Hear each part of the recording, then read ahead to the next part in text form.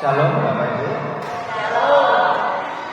Ya, terima kasih sudah bergabung dalam pertemuan kita pada siang hari ini.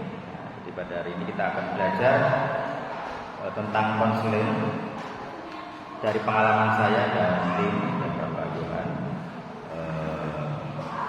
Saya harapkan nanti kita semua bisa punya kemampuan untuk menjadi konselor. Jadi Bapak Ibu tidak harus sekolah karena mahal dan susah, tetapi Bapak Ibu punya kemampuan untuk menangani. Misalnya paling gampang itu anak-anak sendiri. Jadi kalian sebagai orang tua, Bapak Ibu, bagaimana menangani anak. Walaupun saya bukan ahli psikolog anak ya, tapi minimal pemahaman ini akan membantu Bapak Ibu semua dalam menangani. Atau nanti ada teman yang juga cerita masalah, nanti kita tahu bagaimana menangani. Seperti itu. Baik, mari kita berdoa. Bapa kami di surga, terima kasih pada siang hari ini kami bersama-sama untuk hadir dan bersedia untuk memahami, belajar bagaimana kami bisa melayani sesama, melayani keluarga, melayani jemaat.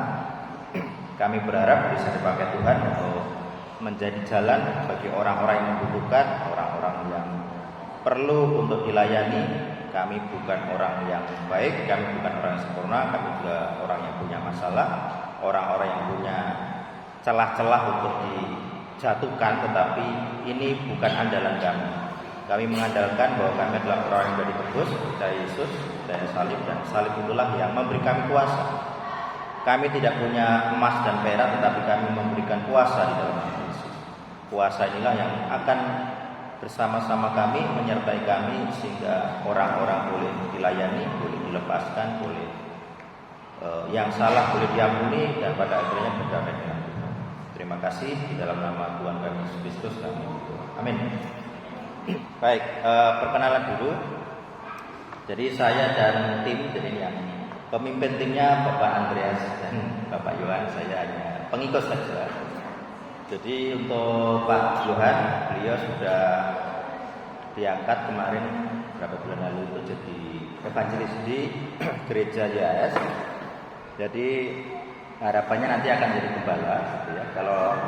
Kalau gerejanya sudah resmi gitu, kalau di Indonesia kan harus ada ininya ya, izinnya lah gitu ya. Jadi kalau sudah resmi mungkin jadi pastor, gitu ya. Kalau saya sendiri tidak terafiliasi dengan YAS, tetapi kami bermitra. Jadi saya memiliki komunitas sendiri. Dulu memang pengennya bikin gereja, tapi sampai sekarang belum nemu yang cocok. Dengan YAS juga nggak cocok banget gitu ya. Jadi waktu kami masuk ke YAS, saya membantu Pak Johan. Ada istilahnya apa ya? Komunikasi, ada toleransi. Ini kami seperti ini, di Solo seperti ini. Jadi nanti di YAS Solo memang agak berbeda dengan YAS yang lain. Nah, seminar ini, bahan ini sebagian dulu pernah saya sampaikan di salah satu STT di Kota Solo, namanya STT AIMI. Dan ini menjadi tata cara pelayanan konseling yang mungkin agak beda dengan yang biasa dilakukan. Baik. Nah, garis besar dari isi kita, materi kita adalah satu, tentang komunitasnya dulu. Jadi komunitas ini awalnya hanya belajar Alkitab. Jadi zaman itu kan zamannya awal-awal Facebook, tahun 2007-2009 di awal saya berpikirnya ya.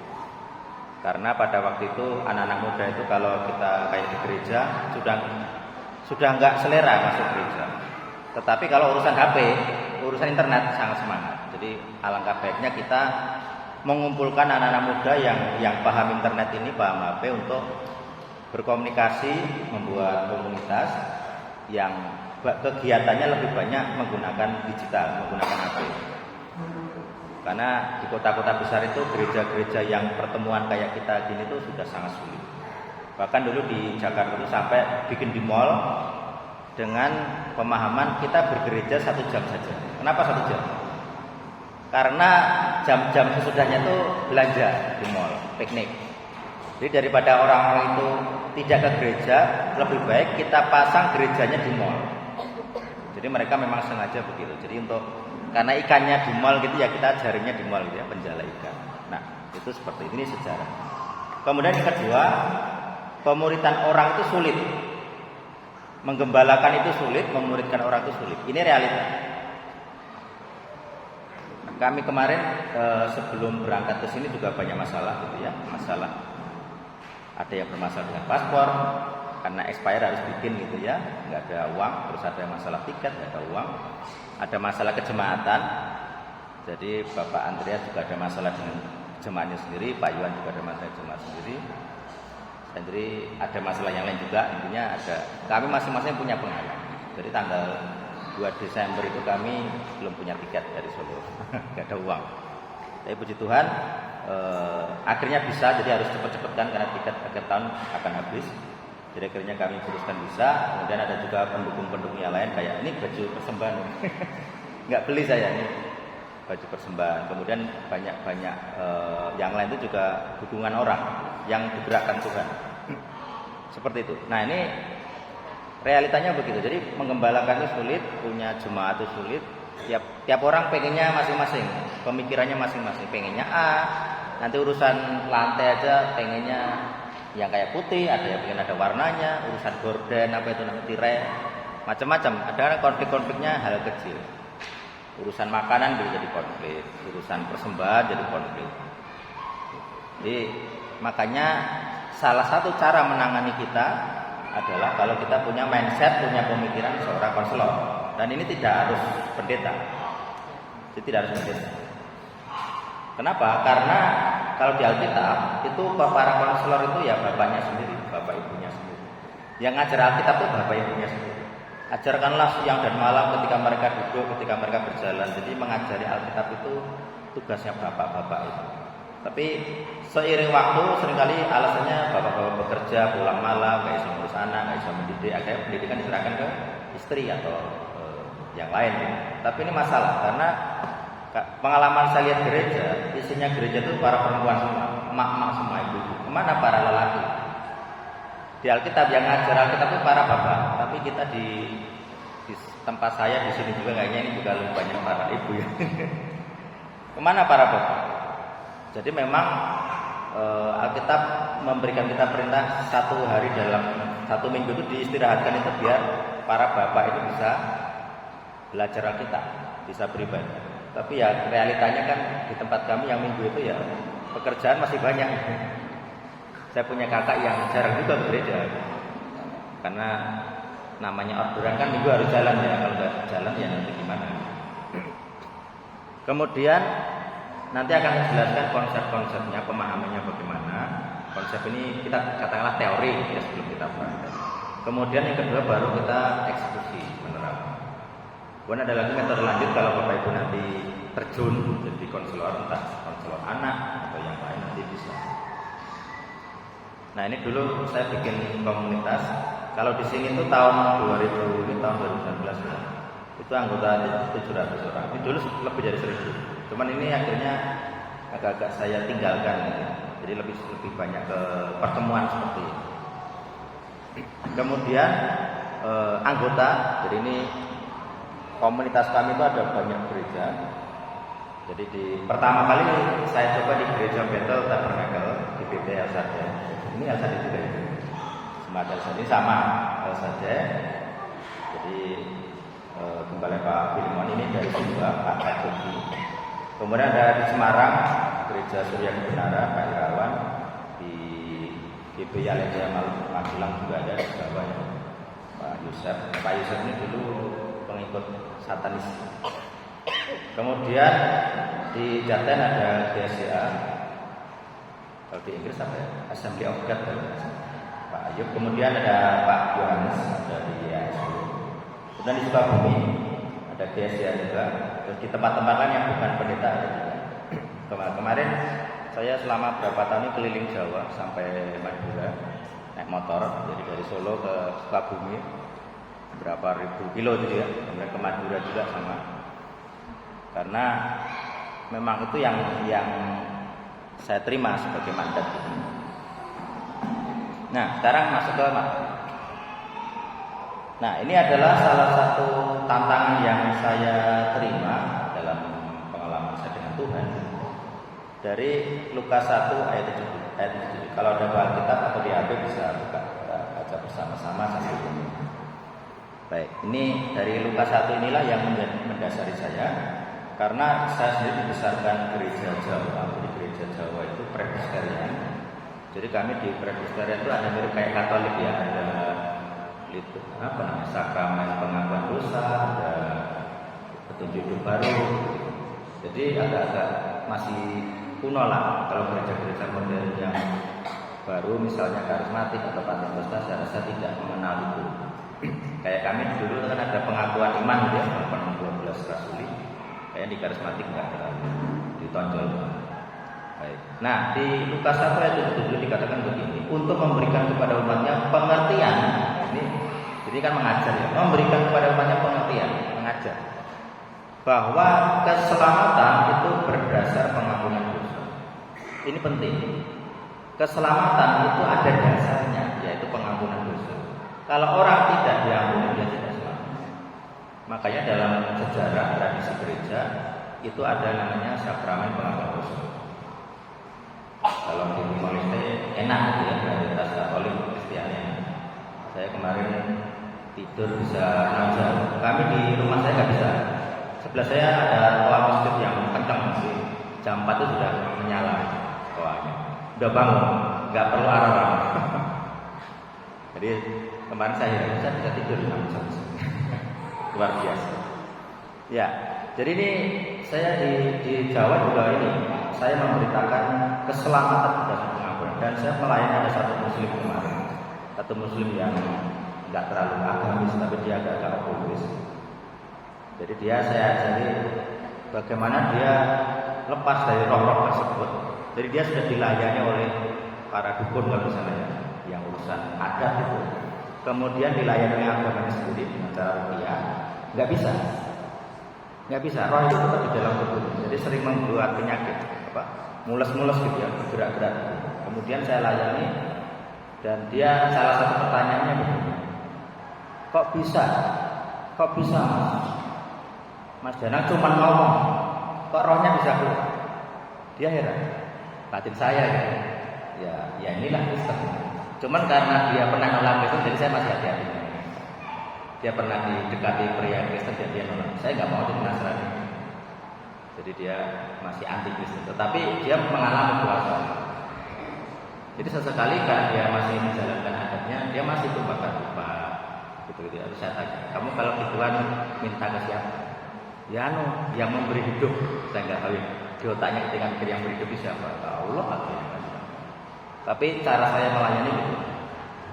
Jadi saya suruh mengaku salah. Yang penting kamu di depanku mengaku. Dia mau ngaku. Salah-salah yang selama ini dapat diceritakan orang gitu. Ibuku seperti ini, ke tempat ini, melakukan ini. Begitu dosa dia keluar. Jadi dia kaget. Berdasar pengampunan. Jadi saya sebagai perantara sebenarnya. Kan dia tidak percaya. Saya perantara. Tapi kan dia ngaku di depan saya, dia diampuni, rohnya keluar.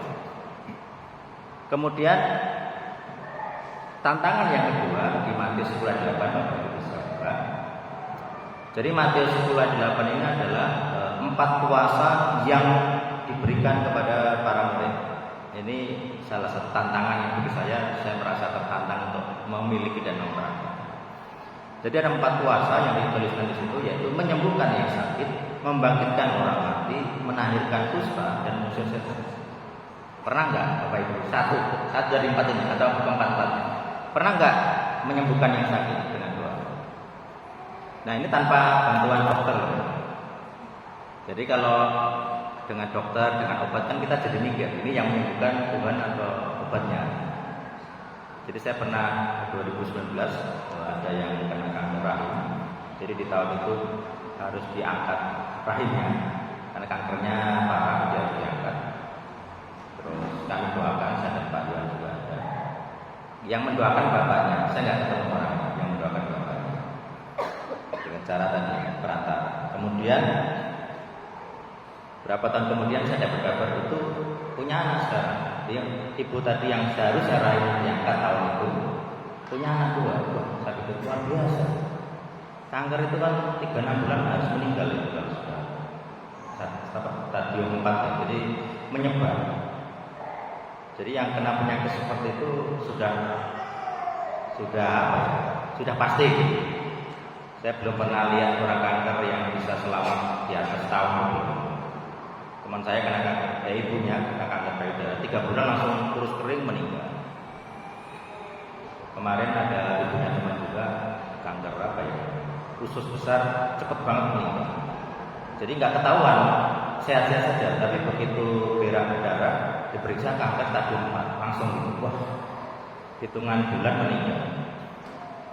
Cepet banget. Jadi kalau di Alkitab dikatakan para murid dan Yesus sendiri bisa menyembuhkan orang sakit. Demi nama Yesus, bangkitlah berdiri. Itu kan nggak perlu obat gitu ya.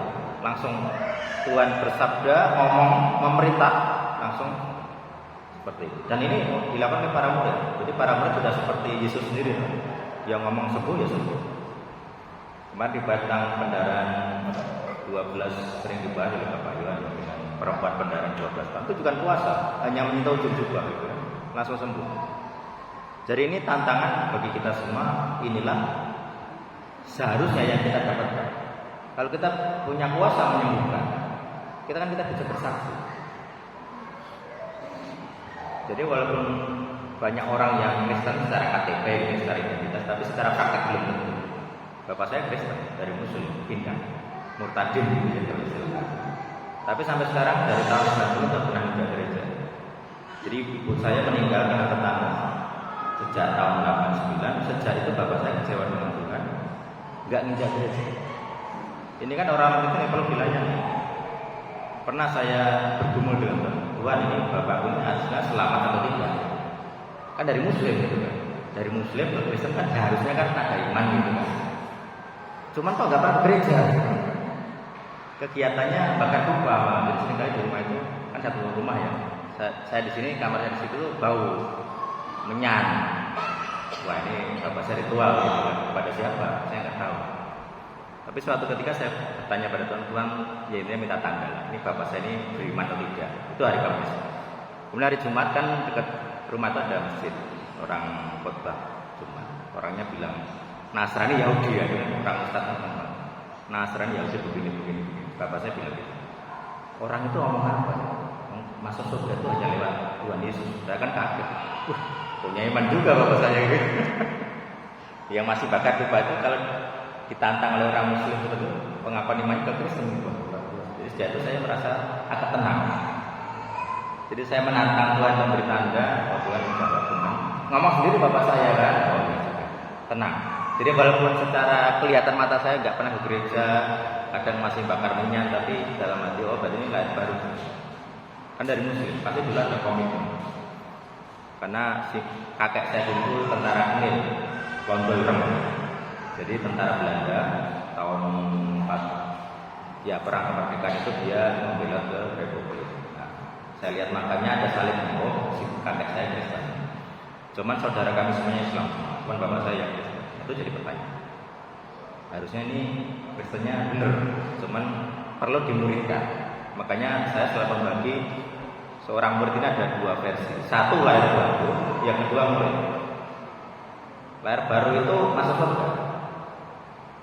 Murid juga masuk surga. Bedanya adalah kalau orang murid itu bisa melayani. Bapak saya disuruh melayani ya nggak bisa. Gereja jalan. Disuruh memberitakan Injil ya nggak bisa. Dia nggak punya konsep itu. Tapi dalam untuk dirinya sendiri dia percaya. Tapi untuk dia berbuah bagi jiwa-jiwa dia bisa. Jemaat yang lain juga sama. Jadi tidak semua jemaat bisa dimuridkan atau belum.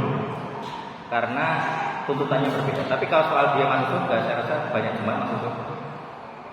Mau dia nggak ke kuburan minta berkah, nggak ke agama lain gitu ya. Tetapi urusan pemuridan itu urusannya beda.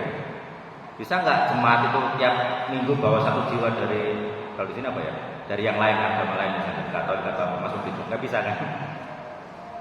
Dalam setahun kalian bawa jemaat ke gereja berapa jiwa? Pertambahan gereja berapa? Sulit sekali. Ini kalian di negara yang masih Kristiani gitu. Kami di sana wah mengerikan. Saya kemarin ke Sunda ketemu sebagian, matanya dicongkel. Pindah Kristen matanya dicongkel. Ketemu saya ini hilang. nutup gini. Mengerikan orang Sunda. Begitu ketahuan Kristen, rumahnya dikunjungi, bawa laskar, dicari. Ada Alkitab enggak? Ada buku-buku Kristen enggak? Puji Tuhan waktu itu sudah diangkut ya, jadi terselamatkan. Tapi orangnya dibawa. Kan disuruh pengakuan iman kan jelas ya, oh kamu Kristen. Ayo syahadat enggak? Bisa kan? Enggak mau kan? Kristen. Dicong. Wah, mengerikan. Makanya ini tanda seharusnya kita punya 4 kuasa ini, karena untuk orang jadi Kristen aja matanya hilang satu. Bahasa kami itu picak itu nggak bisa melihat orang buta. Ini matanya nggak ada gimana melihat. Kita harus bisa 4-nya harus bisa. Membangkit orang mati sendiri belum pernah, melihat nggak pernah, mengalami juga nggak pernah. Jadi membangkit orang mati ini kuasa yang tidak bisa ditiru. Kalau di Alkitab kan ada gitu, ya, seharuslah macam-macam. Tapi saya sendiri nggak pernah melihat. Terus menahirkan kusta. Kenapa ini penting? Di PB itu kan dia nggak ibadah kepada suci kan sudah nggak ada. Tapi kenapa penting? Karena menahirkan kusta itu artinya orang-orang yang seharusnya nggak boleh ibadah sekarang boleh ibadah. Di PL orang kusta itu nggak boleh beribadah, tidak boleh bergaul dengan yang lain. Jadi harus terpisah, diisolasi. Karena kusta itu kan menular. Jadi kalau kita kena kusta, nempel ke orang, dia nular. Ini hilang. Saya pernah lihat orang ini hilang nih, kepotong nih. Jadi kan kusta itu motong ini tangan, gitu. Wah, mengerikan. Katanya kayak herpes tapi parah.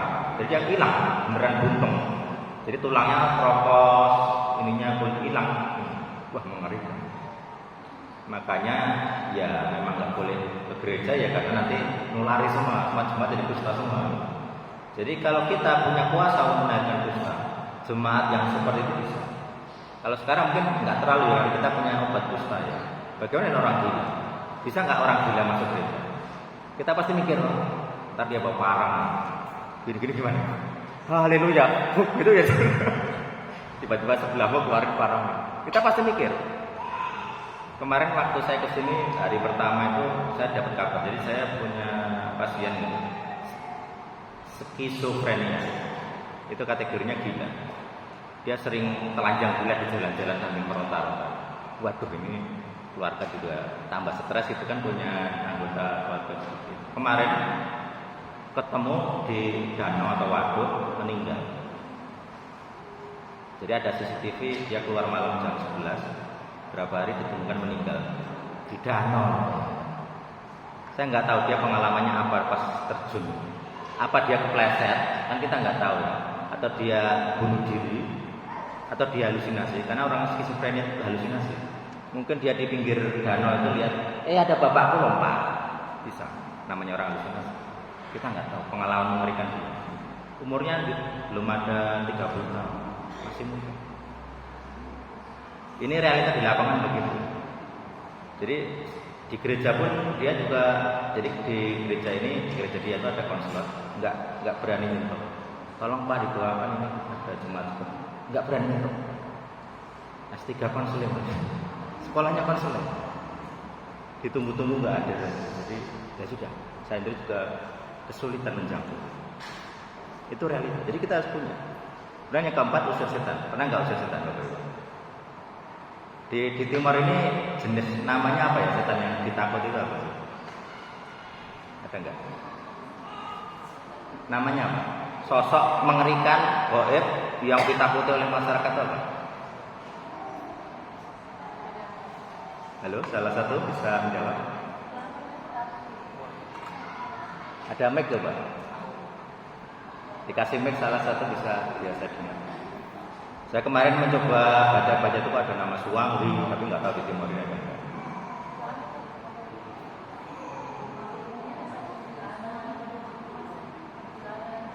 Kuntilanak itu jenis Islam. Jadi sebelum ada orang Islam di Jawa nggak ada yang namanya kuntilanak, nggak ada. Kuntilanak itu kan bajunya putih, itu kan kain kafan. Nah, orang itu kan nggak di kafan, nggak ada. Jadi sebelum kerajaan Islam di Jawa nggak ada hantu namanya kuntilanak. Adanya hantu lampor, api, terus ada kelapa. Jadi, rohnya tuh kayak kepala doang. Jadi kayak kelapa, dia kepala. Nah ini di sini mungkin akan ada seperti itu. Orang ketakutan dengan roh-roh malam. Kalau malam takut dibegal kan wajar, tapi orang takut gara-gara roh. Lihat pohon, ada makhluk apa itu? Ternyata pohon. Di otaknya sudah ketakutan. Pohon dikira yang lain. Kadang orang berkelebat, itu di jemaat di sana. Itu ya. Ini tantang. Kemudian dosa edit. Nah, sekarang kita akan lebih, kalau ini harus baca ayat. Silakan buka Kejadian 3. Ini penting karena dari sinilah kami itu melayani. Saya juga, kalau kami saya dulu pernah di Lembaga Sabda, kalau Bapak Ibu download software Sabda, itu saya pernah di situ. Punya ya? Pakai apa di sini? Sama Sabda juga ada ya. Untuk Alkitab sama ya. Jadi memang Sabda ini one and only. Di Indonesia one and only. Jadi kami sendiri di komunitas Jatim bikin Alkitab sendiri, nanti saya tunjukkan. Tapi kita akan lihat di Kejadian juga. Baik. Nah kalau di Alkitab ini kan kita punya banyak versi. Jadi bisa pilih terjemahan baru, Indonesia modern, Jawa, Sunda. Di Tetun ada bahasa, ada Alkitab Tetun ya?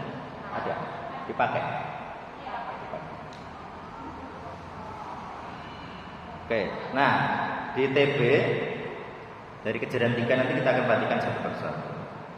Jadi pernah mempelajari ini. Jadi namanya ini kan ada sosok-sosoknya, ada Tuhan, ada ular, ada Adam, ada Hawa. Kemudian dikatakan di sini ular paling cerdik. Nah, kenapa ular? Karena ada malaikat yang namanya serafim. Itu ketika di kamus, kata seraf itu artinya ular. Jadi kenapa roh jahat memakai wujud ular? Karena namanya juga ular. Seraf itu serafim, garubim itu seraf itu ular. Ular berbisa. Jadi dia tuh artinya tuh yang menyala, panas. Panas ini artinya berbisa, racun. Kemudian dikatakan ini di ayat 1 ya. Dia ngomongkan begini. Tentulah Tuhan berkata, ini saya terjemahan sendiri ya. Semua pohon dalam taman ini jangan kamu makan. Jadi dia kayak apa ya? Dia mau melintir dikit. Bukankah Tuhan ngomong semua pohon semua buah jangan dimakan? Dia kan melintir. Kan Tuhan tidak ngomong begitu. Tuhan kan ngomong makanlah semuanya kecuali satu. Nah, jadi dia sudah pintar dari perkataan awal. Jadi cara menghasut orang itu begitu. Ini cara setan ya. Ketika Bapak Ibu mau jadi setan, cara menghasut orang itu memelintir kalimat diganti 1-2 kata di situ. Jadi 100% Bapak Ibu kurangi 2% sudah menyesatkan orang. Ya kayak ini. Jadi cara setan adalah memelintir kalimat berubah. Sehingga kalau ini ada menawa nggak hafal ayatnya, Bapak Ibu tadi semoga bisa hafal ayatnya. Kalau dipelintir, dia langsung, oh iya ya, gitu ya. Tapi kalau otak kita ada ayatnya yang dihafal itu berbeda. Makanya penting sekali kita menghafal ayat. Dipelintir dari depan sudah dipelintir. Nah kemudian perempuan ini menjawab gitu ya, boleh kami makan. Tetapi yang di tengah tidak boleh. Jangan makan atau raba. Jadi bukan hanya soal dimakan, tapi dipegang. Nggak boleh. Dia pegang pun nggak boleh. Terus periode kedua setan memberi hasutan lagi. Sekali-kali kamu tidak akan mati. Nah, jadi hasutan pertama kalimatnya dipelintir. Hasutan kedua deklarasi, kamu itu nggak akan mati. Kan Tuhan ngomong kamu pasti mati. Setan ngomong kamu tidak akan mati. Jadi dipelintir dikit. Seri kedua 100% dibalik. Kalau Tuhan ngomong mati, dia bilang tidak akan mati. Jadi caranya begitu. Jadi cara setan menyerang itu beberapa gelombang. Gelombang pertama, oh masih gagal. Kedua, kalau laku ya, dikasih perempuan 1, gagal. Kasih perempuan 2, gagal. 3, oh kurang cakep, kasih lagi ya gagal. Oh butuh duit, kasih perempuan cakep yang ada duitnya. Ini laki-laki banyak sudah begitu. Jadi saya sebagai konsultan ngurusnya begitu. Udah, Bapak, main sudah begitu. Sekarang akui kamu sudah bersama perempuan berapa? Hitung Pak, dihitung 120 perempuan. Bayangkan. Wah ini mah penjelajah. 100 lebih perempuan. ditiduri. Waduh, sebagai konselor gimana pendapat Bapak itu semua? Kebetulan dia sopir gitu kan, sering kemana-mana. Jadi di tiap tikungan ada perempuan. Ya puji Tuhan ketemu saya. Jadi ini di hadapan semua jemaat satu habis ibadah bahwa pengakuan di depan Pak Gembala dan semua jemaat. Oh siap. Sekarang jumlahnya berapa sebutkan namanya. Yang masih ingat kan kamu ingat semuanya. 100 lebih kan masih lupa. Sebut ini ada. Begitu di aku ya ada reaksi kayak orang apotis. Ada yang keluar, ada yang komentar. Oke. Jadi saya ulang lagi, cara setan menyerang itu nggak pernah sekali. Kalau kita lihat begitu, berarti sebenarnya mungkin karena nggak diceritakan di kitab, hasutan kepada Hawa ini nggak sekali. Jadi menyuruh memakan buah itu nggak sekali. Kenapa? Karena yang peristiwa sekali itu pun berkadia beberapa tahap, tidak satu kalimat. Pertama dipelintir dikit, yang kedua langsung ditembak. Kamu nggak akan mati, tenang saja, kamu akan mati. Caranya begitu. Jadi tukang rayu, sales itu begitu kan. Dekati dulu, berteman, kasih hadiah. Lama-lama dilihat ini celahnya apa ya? Pokoknya pengen motor, kasih hadiah motor. Sales begitu. Jadi saya punya teman sales dulu, caranya bujuk begitu. Kasih gurunya TV. Televisi kan di sana harganya ya juta 2 juta. Dapat order proyeknya 50 juta. Kan masih untung. Modalnya 1 juta, kasih TV. Untung dia. Gitu. Caranya begitu. Kemudian setelah dikatakan tidak akan mati tadi, lalu ditawari hadiah. Matamu akan terbuka. Kamu seperti Tuhan, ngerti yang baik dan jahat. Betul. Jadi ada 3 kali. Pertama dipelintir, kedua menyatakan Tuhan salah, yang mau mati harus tidak mati. Yang ketiga ditawari. Nanti kalau kamu makan, matamu terbuka, bisa bedakan baik dan jahat. Seharusnya kita itu hanya tahu yang baik. Sekarang kita tahu yang jahat.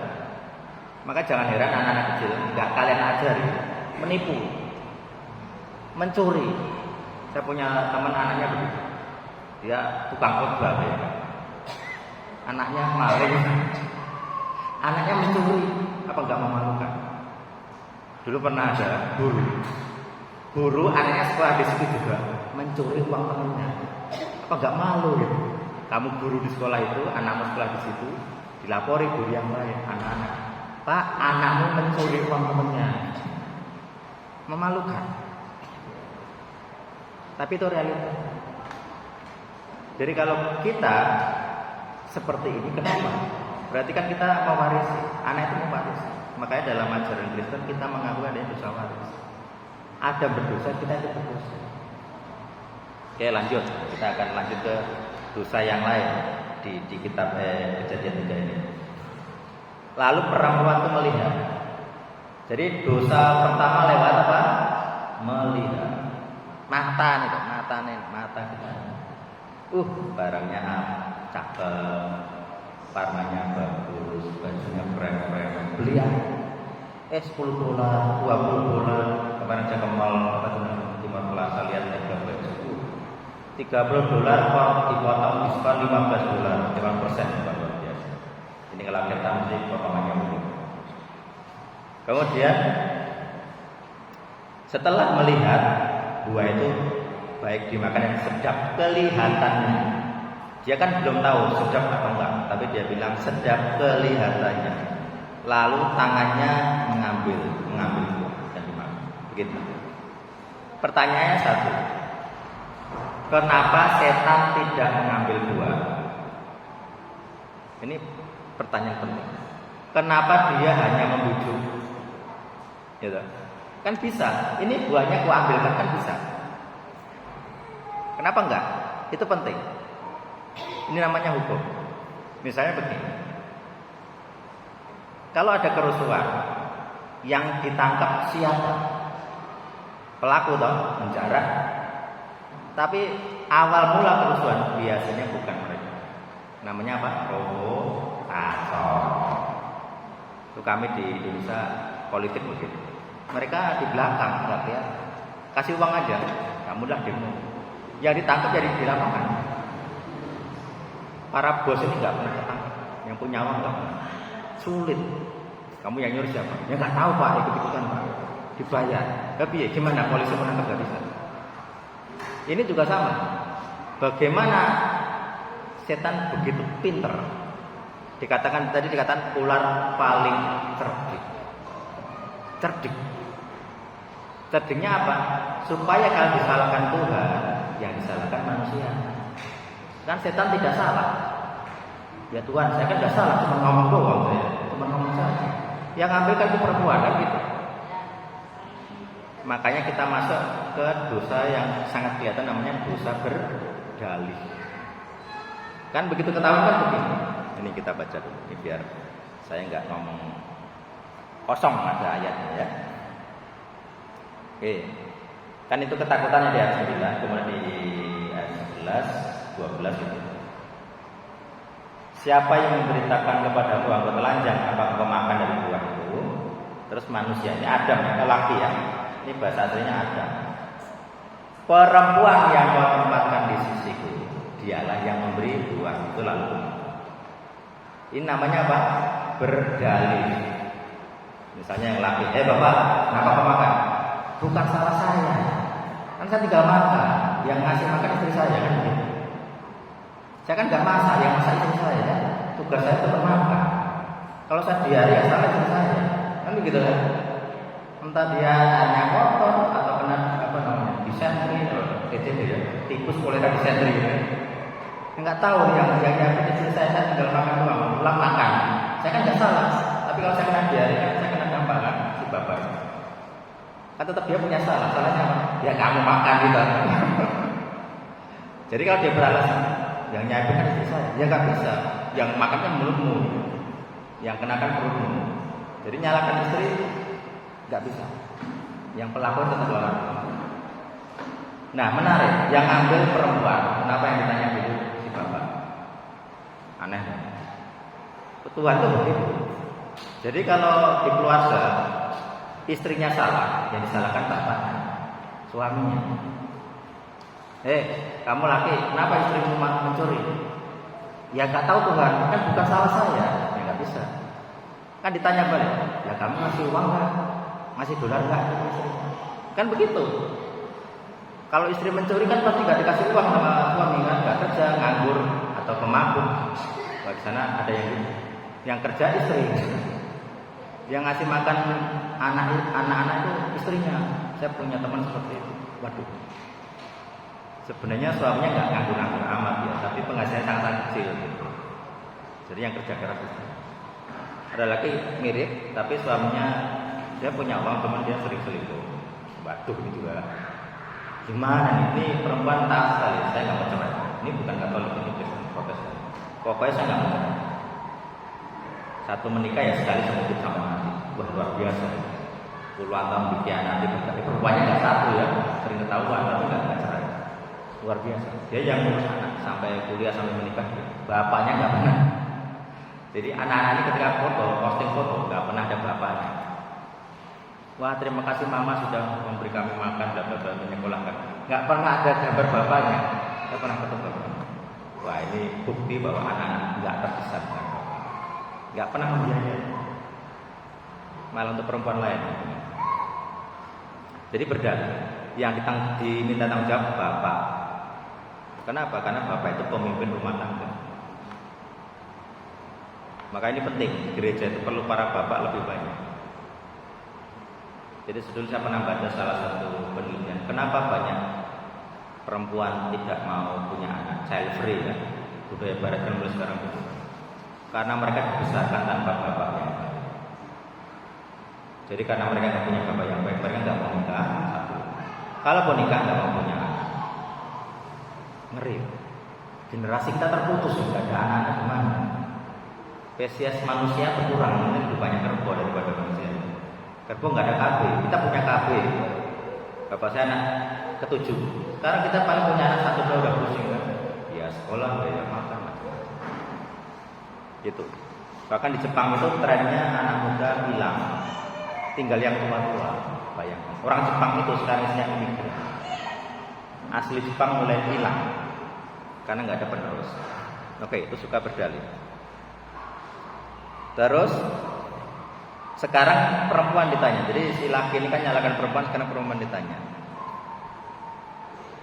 apa yang kau perbuat?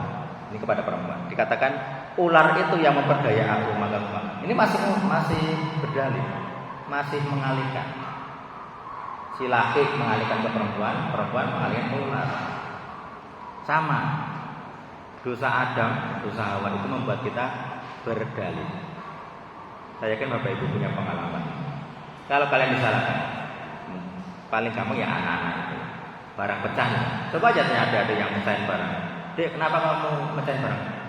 Bukan aku mah. Bukan aku mah. Jadi begitu. Tadi itu yang lain itu lari-lari nyenggol. Nah, pasti begitu.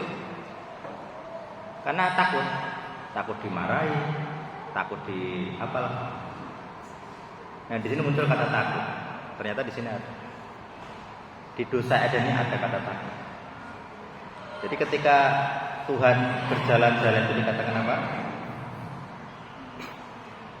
Mana tadi?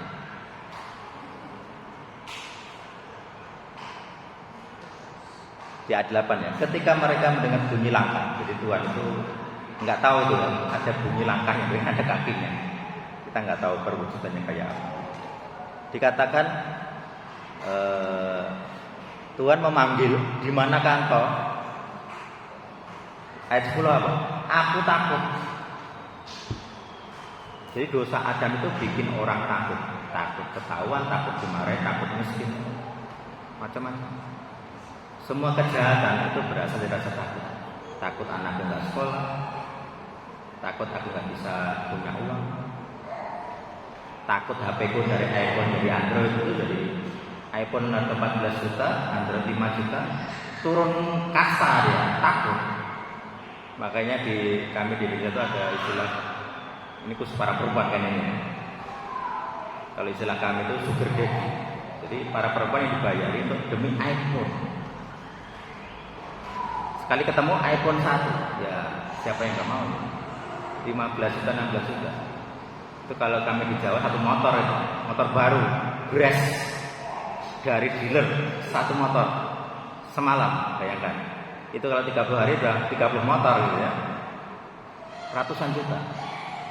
Makanya kita diperhadapkan kepada rasa takut. Pernah nggak? Siapa yang nggak pernah takut? Boleh angkat tangan. Siapa seumur hidup dari kecil nggak pernah punya takut? Nggak ada kan? Kenapa? Kita semua anak Adam. Saya orang Jawa, Bapak Ibu bukan orang Jawa. Saya udah ngecek.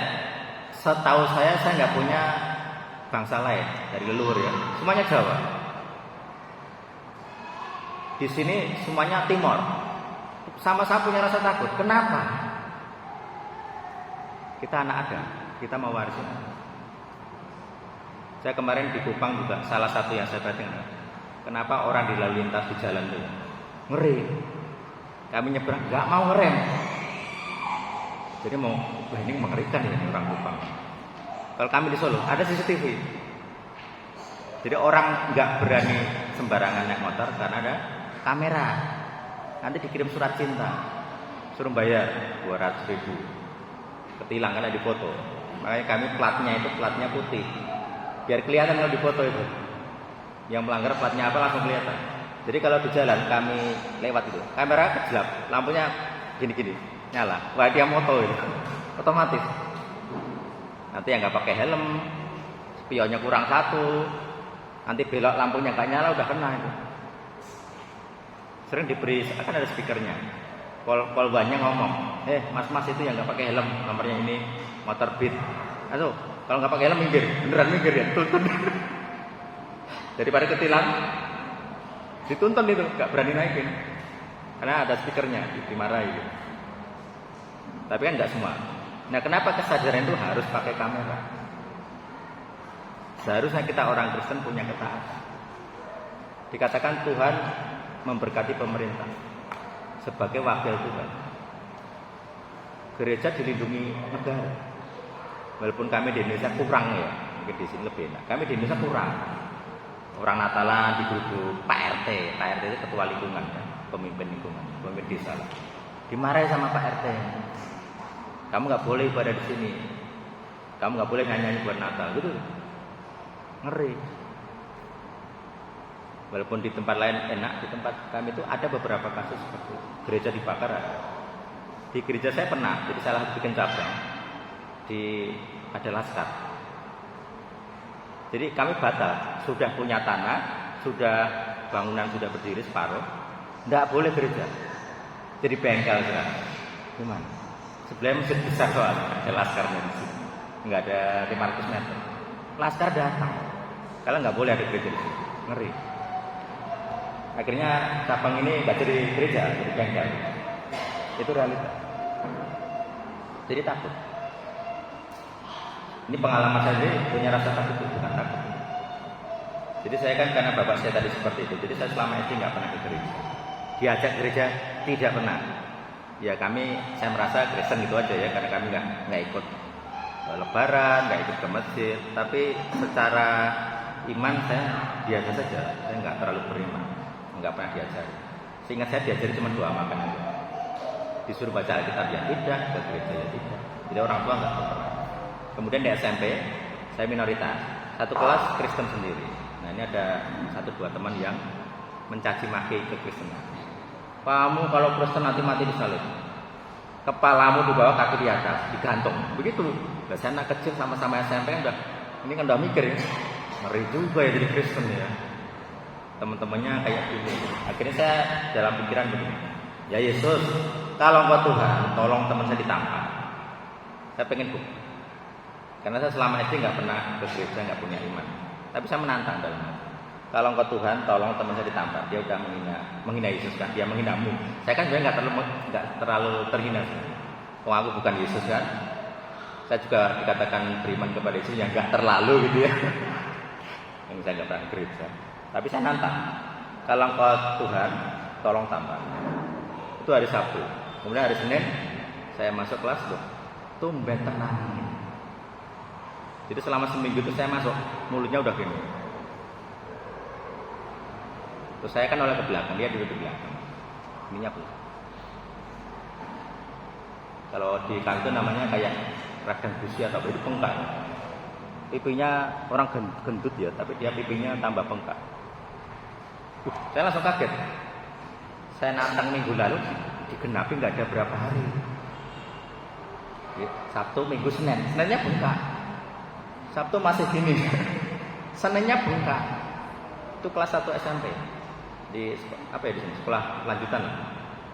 Selama 3 tahun saya bersama dia, enggak sekalipun. Berhenti total. Enggak pernah lagi menghina. Sejak itu saya ke gereja.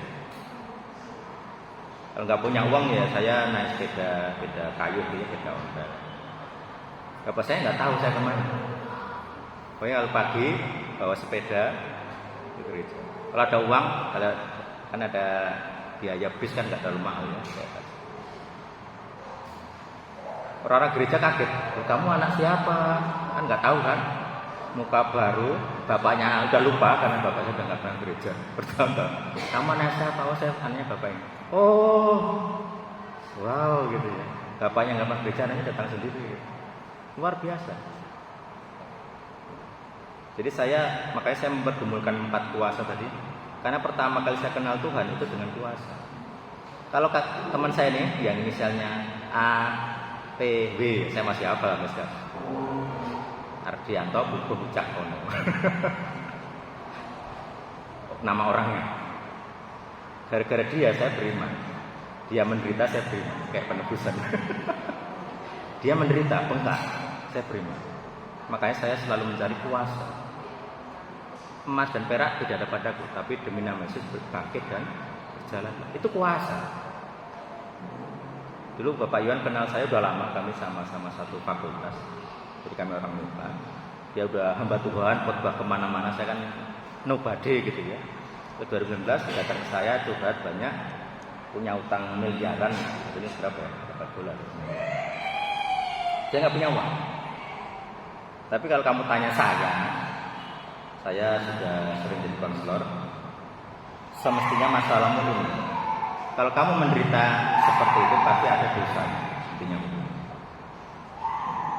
Kenapa orang takut? Dosa. Adam takut ketahuan ada dosa. Kenapa orang takut melanggar lalu lintas? Kalau ada polisi. Kalau nggak ada, bodoh amat kan begitu. Jadi polisinya kayak Tuhan. Kalau nggak ada Tuhan, nggak takut si Adam. Tapi begitu Tuhan berjalan, nut, deg-degan dia. Waduh, si Tuhan datang, gimana nih? Ketahuan. Siapa yang nyuruh makan? Langsung kan begitu. Kaget itu. Kan mereka juga tahu, kita kan sudah dilarang. Sekarang makan, kita ketahuan, takut kecewa. Jadi kalau bapak ibu kecewa ini juga sama kayak takut. Saya punya teman, anak kecil masih 3 tahun, tanya ke ibu, Bu, kenapa rambutku keriting? Rambut ibu kan lurus. Kenapa? Si anak sudah minder. Anak kecil loh, siapa yang ngajarin dia untuk minder dengan rambut keritingnya? Gak ada. Padahal ibunya juga keriting aslinya, tapi rebonding. Ibunya penyanyi, jadi dia gak tahu kan. Dia kira ibunya rambutnya lurus. Nah dia keritingnya bukan keriting yang cederan. Kurul-kurul, kayaknya orang timur banyak itu. Kurul-kurul. Padahal ibunya juga sama. Cuman karena di rebonding diluruskan gitu nggak kelihatan sama sekali. Penyanyi sudah di rebonding diluruskan, dikasih cat, nggak tahu dulu cat merah-merah gitu. Penyanyi kan gitu ya. Anaknya minder lihat ibunya. Ibu kok cakep kok kayak gini. Anak kecil. Nggak ada yang ngajarin. Cuman dia melihat aja. Ibuku cakep, aku tidak. Padahal ibunya dulu juga rambutnya gitu. Cuman dia kan anak kecil nggak tahu, di rebonding nggak paham. Ini anak kecil. Dosa waris itu begitu. Nah, sekarang dari Bapak Ibu, siapa yang merasa mewarisi dosa ini? Boleh angkat tangan. Takut? Pernah berdalih? Kalau ditanya selalu salahkan orang lain. Semuanya mengakui? Siapa yang tidak mengakui? Berarti kalian orang suci. Ketika Yesus bilang ke perempuan itu kan, di antara semua orang yang suci, orang Farisi, ahli Taurat, ahli kitab, mungkin kalau sekarang hamba Tuhan gitu. Siapa yang nggak berdosa lempar batu pertama? Gak ada yang berani. Hamba Tuhan tuh gak berani itu para Farisi itu tiap hari baca Alkitab itu, menghafal ayat, pengkhotbah, gak berani.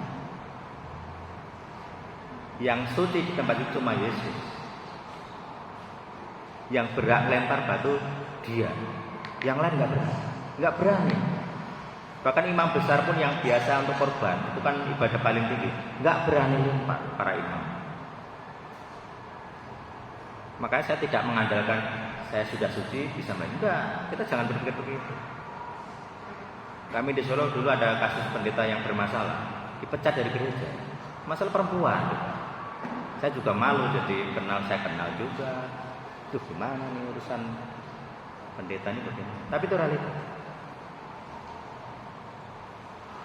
Nah, makanya kita ada selain materi kita ada sesi praktik. Bapak Yon, adakah Bapak Yon? Pergi. Wah, jadi tinggal sendirian. Ada yang bisa nyanyi satu lagu gitu? Ada yang bisa nyanyi atau main musik? Nanti kita akan mempraktekkan pengakuan dosa. Kenapa ini penting? Saya orang berdosa, Bapak Ibu orang berdosa, itu realita. Kita harus mengakui. Ada yang bisa nyanyi, singer atau apa? Suara saya nggak bagus. Yang bisa nyanyi bisa bantu nyanyi. Nyanyi apa ya?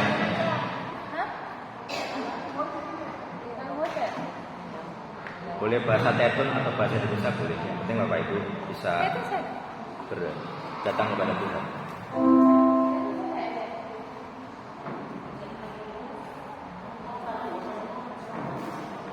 Ini penting kita akui karena ini awal dari kita melayani. Kalau kita orang berdosa, kita harus orang disucikan. Kalau bapaknya perokok menasihati anaknya untuk tidak merokok, itu tidak bisa. Sambil kita istirahat, kita nyanyi. Yuk nyanyi. Kemana nih sini saya? Ini sesudah saya akan beberapa komentasi pertanyaan saya. Apa nyanyi? Selama ini bersama saya membelenggu. Saya ingin dibebaskan, diselamatkan berdasarkan pengampunan dosa. Saya mohon ampun, maka Tuhan mengampuni saya. Dan dengan dasar itu, roh-roh dari Adam, dari Taman Eden, roh-roh ular yang masuk ke kami melalui memakan buah, semuanya kalian semua tidak berhak lagi tinggal di dalam saya atau mendakwa saya. Dengan kuasa darah salib Yesus Kristus, saya dan Tuhan sepakat kami memberi perintah kepada roh-roh pengetahuan yang kami warisi dari Adam. Kami perintahkan kalian semua keluar. Roh-roh yang memberi hasrat, rasa takut, ketakutan, kekecewaan, hasrat untuk berbuat dosa, termasuk roh-roh yang mempengaruhi kehendak, kami perintahkan keluar dari saya. Pergilah ke lembah kehancuran, jangan pernah kembali lagi. Amin.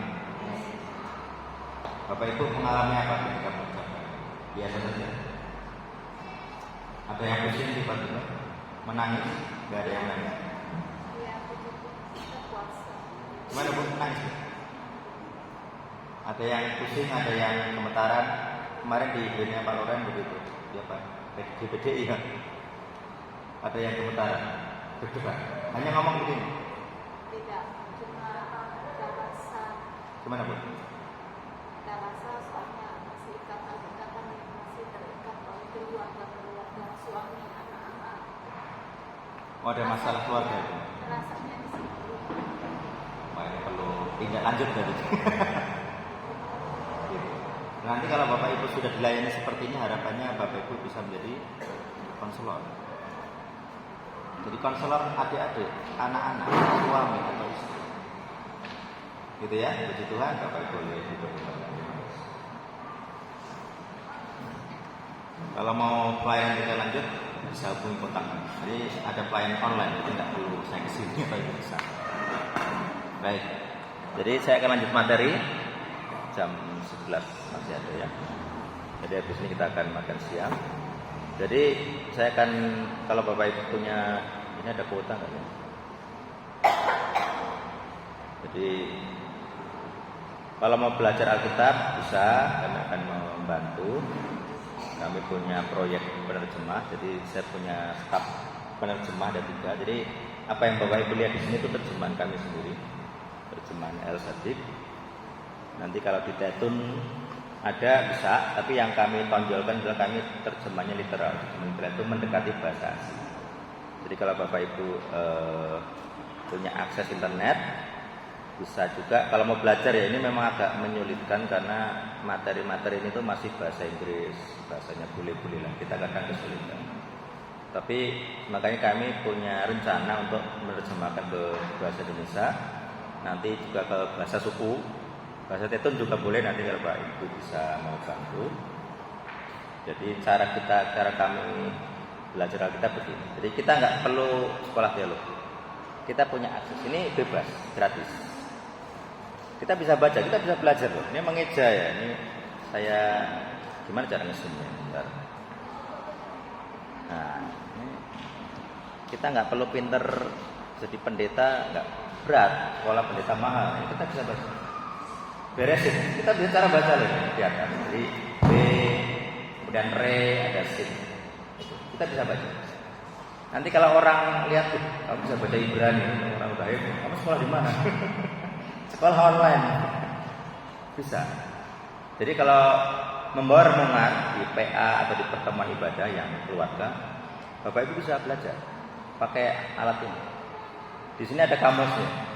Ada, ini memang bahasa Inggris ini. Yang belum bahasa Inggris nanti harus sabar. Ini bahasa Inggrisnya ada. Oh, kata Bereshit artinya first, beginning, Bereshit. Jadi kata Bereshit artinya awal mula. Gitu. Kita bisa belajar. Nanti bisa bandingkan Bapak Ibu dengan Alkitab Tetun, bisa bandingkan dengan Alkitab bahasa Indonesia yang TB, bisa.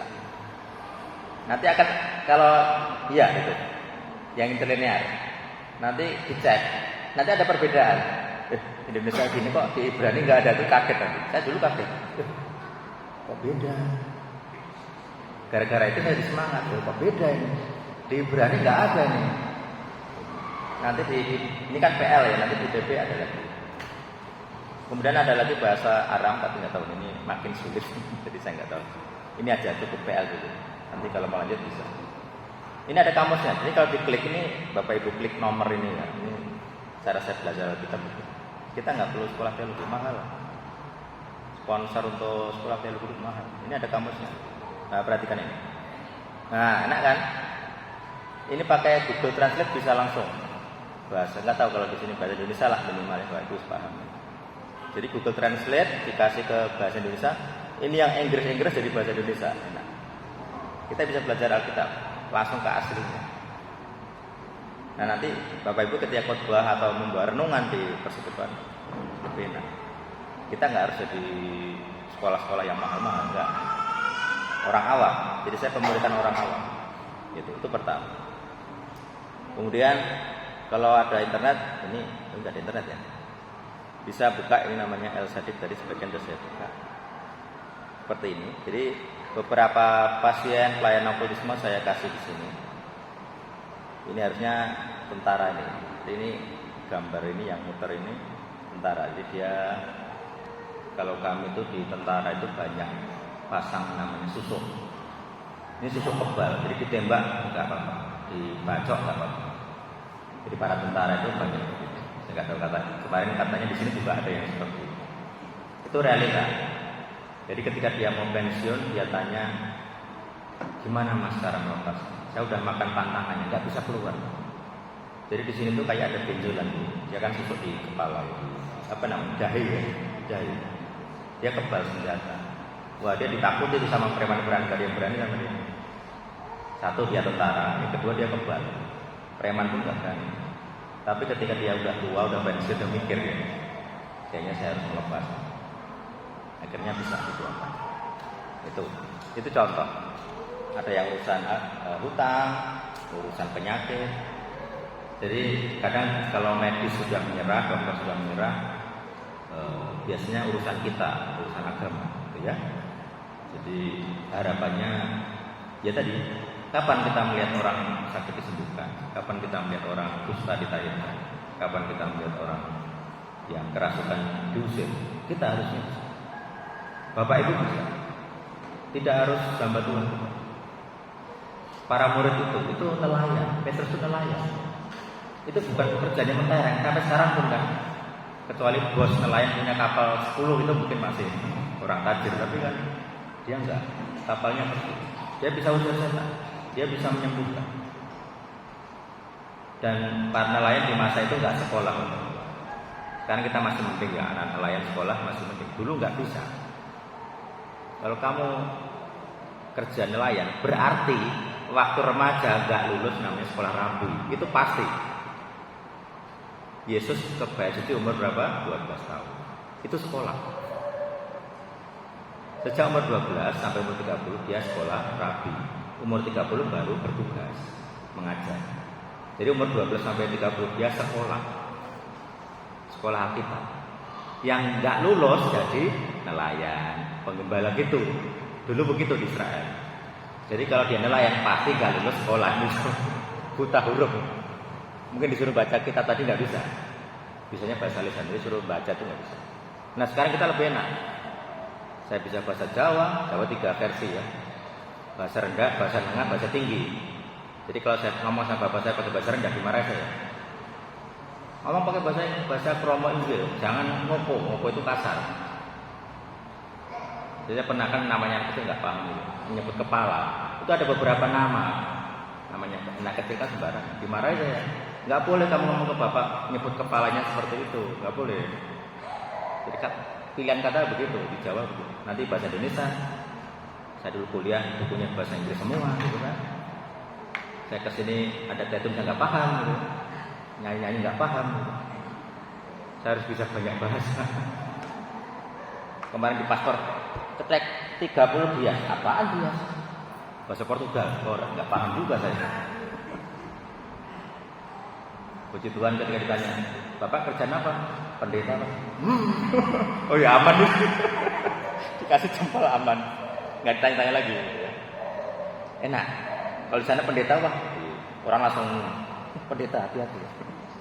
Makanya kadang ada ID card itu kan di sana tulisnya pendeta itu kadang memilukan. Tetangga kan jadi tahu, oh pendeta loh, wah mengerikan. Mau sembunyi kan nggak bisa, tapi kalau swasta karyawan kan aman. Walaupun kerjanya pendeta, ada kan aman. Tapi kalau tulis pendeta, wah, orang udah mikir itu.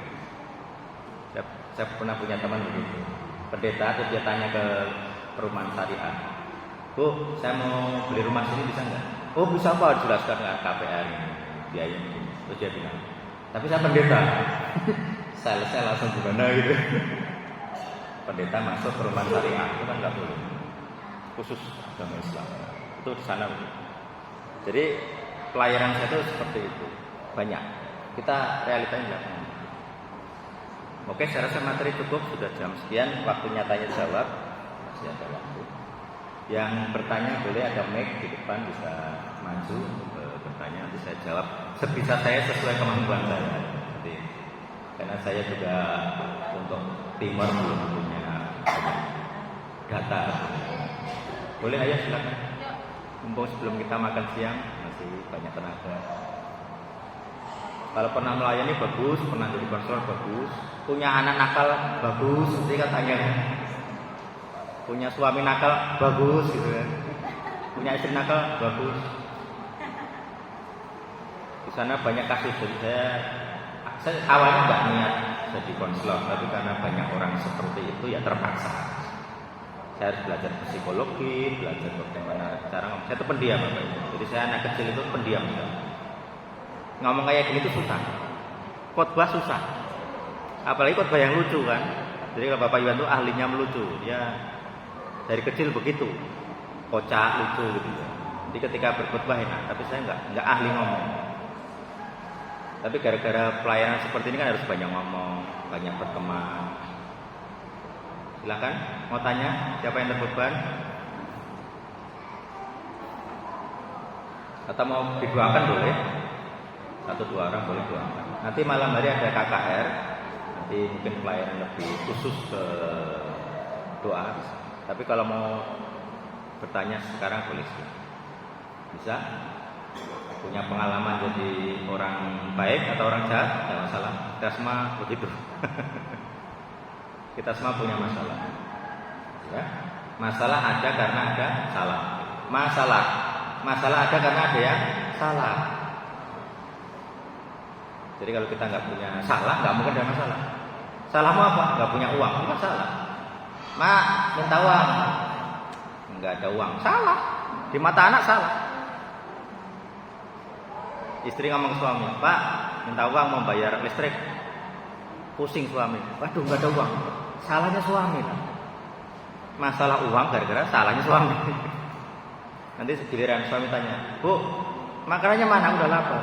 Waduh belum masak tadi, lupa bantu tetangga. Belum masak di rumah malah dibiarkan. Tetangga dibantu, keluarga sendiri malah nggak dikasih makan. Salah istrinya. Masalah kelaparan gara-gara salah istri. Ya. Ayo, yang tanya. Penasaran tanya. Kalau enggak nanti saya tunjukkan video aja. Mana video? Video. Ini banyak bahan tapi ini enggak tahu nih Bapak Ibu. Ini dulu di A ini STT ya. Ini mahasiswa teologi ini dengan pelayanan seperti ini. Mana ini kesaksian. Bentar ya. Oh enggak ada ya. Oh ini ya. Kesaksian. Jadi sekolah teologi tidak sama-sama punya masalah. Ini orang mana nih? Kan orang TT juga. Kalau nggak ada ininya ya, nggak ada suara ya. Speakernya ini.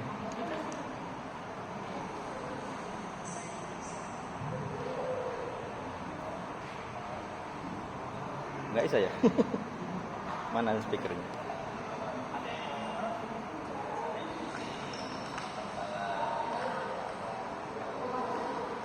Nah ini dulu walaupun suaranya kedengaran, ini di STT, jadi gereja yang ada STT-nya dilayani. Sama seperti tadi, doanya sama. Kita harus pengakuan dosa. Jadi di sini ada yang dari Nias, dari Mentawai, dari Sumba, Alor, Note, Soe, Timur kayaknya belum ada ya.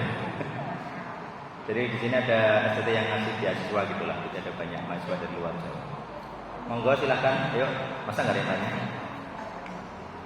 Ya, silakan bertanya. Perkenalkan nama dulu. Oke, nama saya Aya. Nah, saya mau bertanya tentang tugas satu dulu. Tadi Pak Guru, kalau kita diberi kuasa untuk menyembuhkan atau memselesaikan. Tapi kadang-kadang kalau kita beberapa orang sakit, mereka tidak sembuh malah kadang meninggal itu merupakan salin dan itu apa? Ya, itu aja pertanyaannya. Oke. Nah, ini topiknya doa. Ini pertanyaan saya dulu. Kalau saya ngomong tentang doa, Bapak Ibu yang muncul di pikiran apa? Pertama kali, ayo kita berdoa. Apa yang muncul di pikiran? Satu kata. Iman. Ada lagi? Ketika kita berdoa, apa yang kita pikirkan? Ragu, oke. Selain itu, pernah nggak kalau kita berdoa memikirkan meminta? Selalu. Itu pertanyaannya. Kenapa kalau soal doa selalu urusannya meminta? Padahal dalam gereja doa itu nggak hanya meminta. Ada pengakuan dosa, ada bersyukur, ada menyembah. Semuanya doa. Doa itu tidak hanya minta. Jadi kadang gereja atau jemaat itu memahami berdoa itu sama dengan meminta. Saya pernah punya teman jadi kena tetanus. Beliau orang penting, jadi semua orang berdoa meminta sembuh. Sudah tetanus, sudah koma. Jadi nggak bangun lagi, dia udah di kamar gelap itu tetanus. Nggak boleh dikunjungi juga. Semua doanya meminta sembuh. Bahkan rutin, tiap setengah jam harus ada orang berdoa. Kan dia muridnya banyak, jemaatnya banyak. Semuanya meminta sembuh. Apa yang terjadi? Hari ke-8 meninggal. Puluhan orang berdoa setiap setengah jam, ganti orang. Satu sesi, 2 orang, ganti orang. Baru 2 lagi, ganti lagi. Tiap setengah jam meninggal. Pertanyaannya kayak tadi kan, kenapa atau bagaimana saya meninggal? Karena kata kuncinya doa itu enggak hanya meminta. Kemarin saya mendoakan yang tadi saya bilang, ibu sakit kanker usus besar, sudah koma. Jadi kalau itu dicabut listriknya, meninggal langsung. Jadi nafasnya pakai itu apa namanya, inkubator atau apa itu. Oh. Terus ada banyak indikator macam-macam, jantung, tekanan darah, saturasi. Terus saya kan itu kan teman saya, dia ibunya ditarik, tolong doakan ibu saya. Dia bilang, saya sudah rela, umurnya sudah 80 lebih, sudah rela. Cuman saya kasihan kan, saya kok merasa ini kok menderitanya terlalu lama. Jadi sebelum ke rumah sakit sudah menderita lama. Sebelum ketahuan kanker maksudnya. Jadi sudah sering kesakitan. Tapi kan kita nggak tahu ya, keluarga nggak tahu ini sakit apa, nggak tahu. Pikirnya penyakit orang tua lah gitu kan. Ternyata kanker ganas. Stadium 4, begitu ketahuan sudah stadium 4. Kalau udah 4 mah sudah nyebar. Jadi kan apa itu ususnya ada, paru-paru ada, jadi udah nyebar. Paru-paru udah kanker. Dari usus nyebar ke paru-paru. Itu sudah, kalau dokter sudah nyerah, sudah bawa pulang. Kami nggak sanggup, karena orang tua. Kalaupun diterapi, namanya kemoterapi itu di laser apa itu namanya di macam-macam di sinar atau apa itu, nggak akan kuat. Sama-sama meninggalnya, malah lebih cepat itu. Kemarin ada teman kanker, jadi dia kanker paru-paru nyebar ke tulang, udah nyebar berarti kan sudah 3 atau 4 lah. Ini udah kepotong tulang kanker. Tapi dia anak muda, umur 30-an, terus di kemoterapi. Kemarin saya dapat informasi, kankernya mengecil yang di paru-paru. Jadi yang benjol itu mengecil. Oh, berarti ya ada kesembuhan. Cuman ini terlanjur kepotong di tulang. Udah disambung apa namanya? Titanium atau apa di tulang. Tapi minimal kankernya mengecil. Ini masih muda lah. Kalau udah tua kan udah nggak berani. Malah mempercepat kematian dari kemoterapi. Jadi sudah. Terus teman saya bilang, ya kalau ada gangguan selain medis, gitu ya bilang itu, tolong itu aja. Terus saya bilang, oke, berarti kamu harus mewakili ibumu. Ini cara saya. Dia udah koma kok. Napain lagi? Pakai ini, udah nggak bisa napas sendiri itu kayaknya itu. Begitu dimatikan dah pergi menghadap Tuhan lah gitu. Terus saya bilang, oke, kamu doakan tapi bisiki, ngomong di depan di telinga ibu dengan iman bahwa walaupun dia nggak merespon, tapi dia bisa dengar. Terus akhirnya dia berdoa, kamu mengakui atas nama ibu seperti doa tadi. Jadi begitu pengakuan ada beberapa reaksi aneh. Jadi kayak gejolak ini, badannya gerak sendiri pas doa. Oh ya, ini kayak gejala roh ini nggak medis. Karena sebelumnya nggak gitu, terus tidak-tidak gitu pas doa. Oh ya, ini kayaknya ada roh. Sehari doakan, dia pulang ke rumahnya agak jauh, 3 jam dari situ meninggal gitu. Saya bilang, kamu bisa nggak di Solo? Aku udah pulang dia penyakitnya di Solo yang sakit, dia ke Salatiga itu kira-kira 2-3 jam. Terus saya kan ke Salatiga, saya bilang, ayo ketemuan di Salatiga. Oh nggak bisa bro, aku balik ke Solo. Kenapa? Tadi ibuku drop, malamnya langsung. Didoakan langsung drop. Paginya meninggal siang. Jadi dia berharap ibunya tidak banyak menderita. Kan kalau saya berdoakan minta sembuh kan nggak mungkin.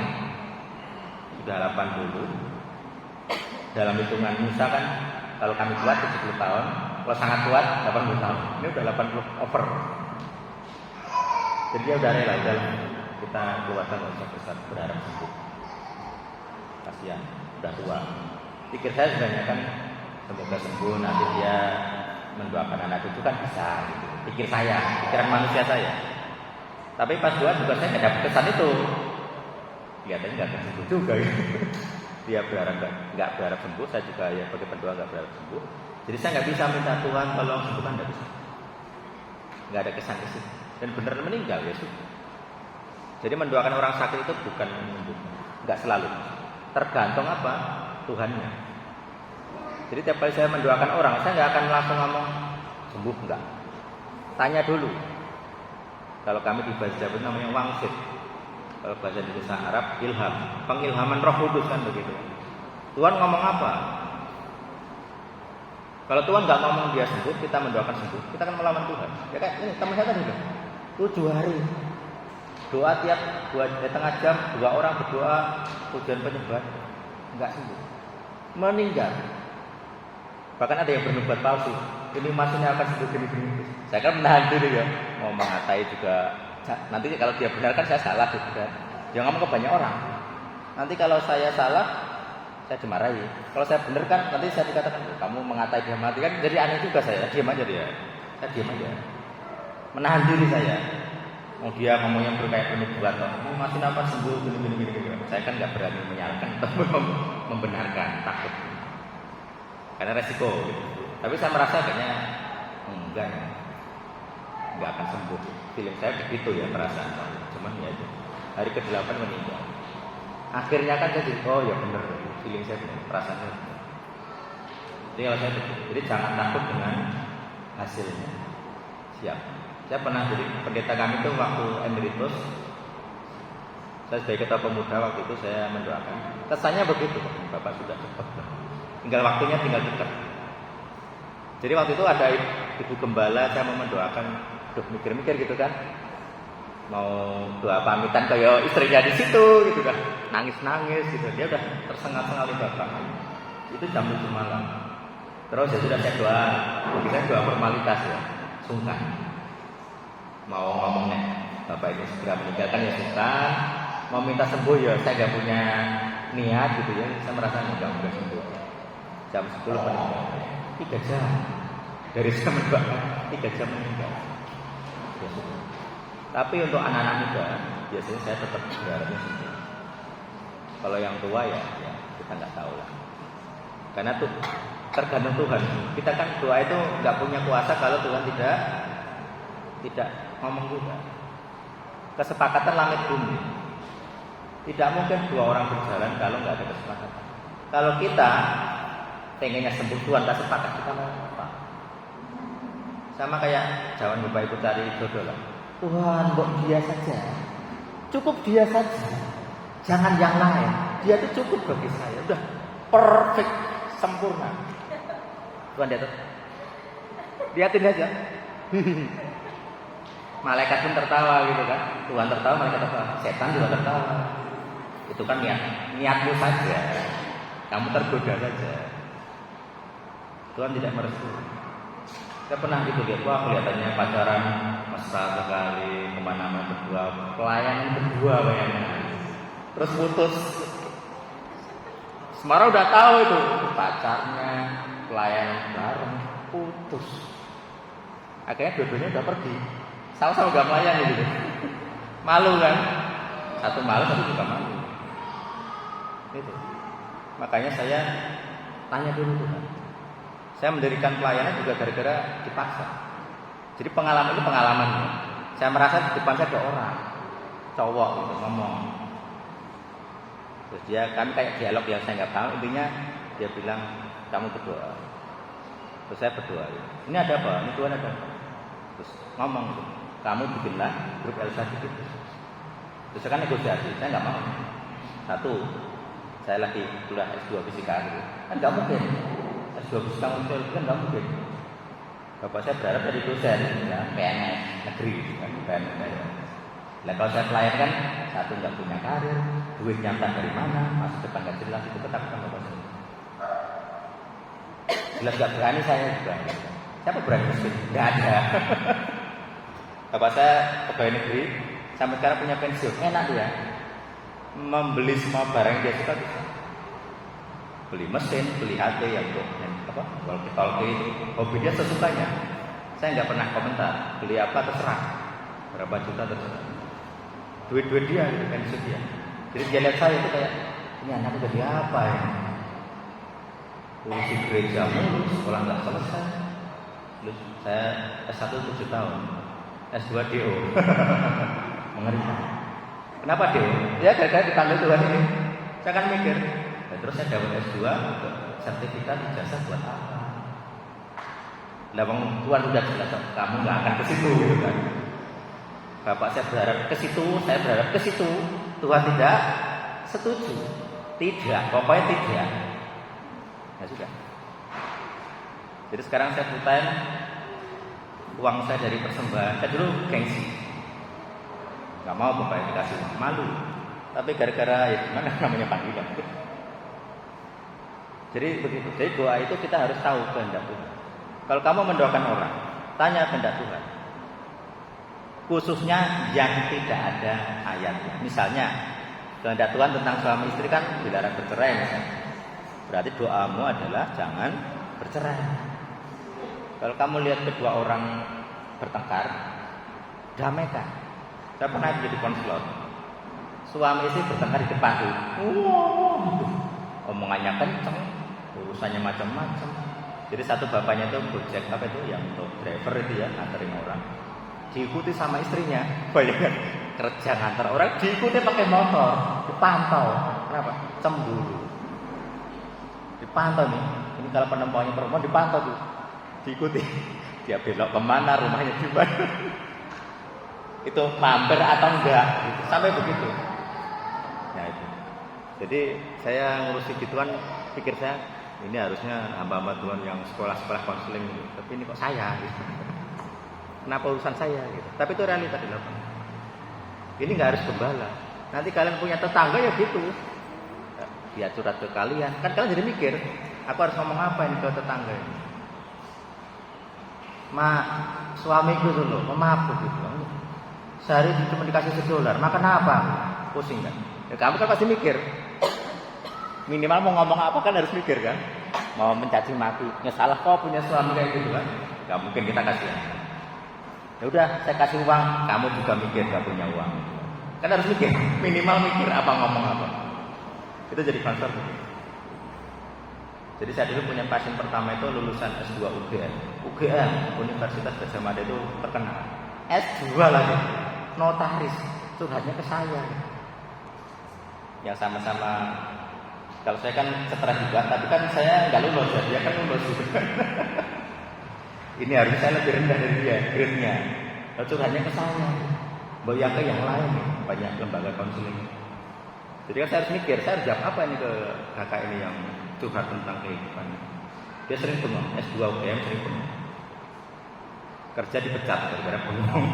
Masalah satu, kosong pikiran, bengong. Pinter, tapi sering bengong, kan aneh. Ini masalah psikologis atau roh. Itu harus dilayani. Minimal nanti bapak itu punya apa ya namanya, channel atau jaringan lah. Kalau ada orang curhat, kalau nggak menangis sendiri ya kasih ke yang besar, ke gembala atau ke yang lainnya. Minimal begitu. Tapi sebisa mungkin ya bapak itu bisa menangani sedikit-sedikit lah. Kasih bantu. Kalau punya kitab, punya pengalaman ya kasih pelajaran. Kalau enggak kesaksian aja. Kamu bagaimana berkeluarga, bagaimana ngurus duit, bagaimana utang misalnya dan sebagainya. Itu kita berbagi itu. Saya tidak pernah mengklaim sudah suci, sudah pintar, sudah apa enggak. Saya belajar. Untuk pintar saya harus belajar. Tetapi kalau kamu punya A, punya B, punya masalah, jadi pasti kan ada salah. Saya beritahu salah itu. Caranya begitu. Jadi entah bagaimana saya dipercaya, aku juga heran gitu. Saya nggak merasa pintar ngomong, tapi dipercaya. Seperti tadi ada beberapa gereja yang dari anggota saya, apa ya? Saya berapa itu? Saya membantu di situ. Ada beberapa gereja. Berarti kan saya dipercaya. Nah, oke, puas dengan ini. Saya pikir banyak juga pertanyaan, khususnya yang sakit. Jadi ya itu, saya tidak selalu mengharuskan sembuh tidak. Saya tanya Tuhan dulu, kemudian ada kesan apa. Kalaupun nggak sembuh ya saya siap minta. Kadang-kadang pendoa juga begitu. Kamu sebagai pendoa harus menyembuhkan, kan begitu, kan enggak juga. Kita bukan Tuhan. Kita hanya mewakil lah, waktu Tuhan bisa, tapi kita bukan Tuhan. Kalau Tuhan memutuskan mati ya mati. Mau kita tengkang-tengking, jengkang-jengking sampai sujud itu nggak akan sembuh gitu. Ada kasusnya di mana Daud, anaknya kan dia berzina dengan Batseba, anaknya sakit, dia puasa seminggu, mati tuh. Enggak menyembuhkan. Kalau Tuhan sudah memutuskan, kita mau negosiasi, tidak bisa. Jadi kita harus tahu dulu, ini Tuhan memutuskan atau belum. Kalau sudah ketok palu itu pengadilan, udahlah jangan berharap. Kalau orang sudah nikah, ya jangan berharap. Dia sudah jadi istri orang, jadi suami orang, masih berharap, nggak bisa. Saya sering itu ketemu gitu. Sudah nikah, punya mantannya apa namanya ya, WA, ada yang ketemuan. Waduh, ini konseling rumah tangga ini ngurusin gitu kan. Kalau kamu menikah, selesaikan dulu dengan mantan, selesaikan. Dulu saya punya teman apa ya, urusan hadiah lah, udah mantan tapi dia pernah ngomong janji ngasih barang, dikasih barang gitu, sudah jadi istri orang. Waduh gitu. Ini janji-janji yang berbahaya ini. Kan ada kontak, ngasih barang, udah jadi istri orang. Waduh, ini ya gitu lah. Jadi harus selesai. Kalau punya mantan Bapak Ibu, selesai. Dulu saya pernah lihat video ngeri di Amerika ya. Ada namanya tes DNA. Ini si bapak itu curiga sama anaknya. Wah, anakku jelek sekali. Ngomongnya gitu di pengadilan. Kok kayak bukan anakku ini, kayak ngambil dari jalan. Bahasanya kasar ya. Dicek pakai DNA. Terus benar pengadilan. Ternyata tiga-tiganya no, bukan anaknya. Si istri, wah kamu pasti salah baca itu, kamu pasti salah. Si bapak lega. Wah, beneran bukan anakku. Bayangkan, anaknya udah punya cucu, tapi masih curiga. Sampai lansia dia curiga. Kayaknya bukan anakku deh. Mukanya nggak mirip, mungkin wataknya beda. Kita punya banyak masalah konseling rumah tangga. Selesai. Kalau ada ingatan masa lalu, selesaikan. Pengakuan di hadapan Tuhan. Kalau dengan pasangan di hadapan suami bersih. Ya, aku punya mantan. Namanya ini. Sampai sekarang masih ingat. Aku jujur di hadapan pasangan. Aku masih ingat. Apa bukti ingatnya? Oh mungkin barang, nyimpan barang pemberian mantan. Ada nggak? Ada banyak. Baju, boneka, gantungan kunci kalau anak sekolah itu. Kecil-kecil barang. Tapi tidak, masih disimpan lagi aduh. Sudah tua masih simpan punya mantan. Selesaikan. Diakui di hadapan pasangan. Ini penting. Namanya celah hukum. Ular bersarang cari apa? Lubang. Ular besar cari yang besar. Ular kecil cari yang kecil. Tapi walaupun kecil belum tentu aman. Ular sendiri bisa mematikan apa ya? Ular-ular berbisa itu kecil-kecil, gigit orang langsung mati ya, tidak ada 5 menit. Kecil-kecil ular. Jadi jangan remehkan dosa, jangan remehkan yang namanya celah. Urusan bisnis, kadang namanya bisnis kan kadang agak-agak mafia. Suap aja lah, polisinya disuap. Kami sering developer bikin rumah, izin belum muncul sudah bangun, sudah jualan. Kenapa? Karena mafia. Dia nanti menyuap biar ada izin. Ini celah hukum. Ini kita harus jadi konselor begitu. Nanti kalau Bapak Ibu curhati para pengusaha, begitu nanti omongannya.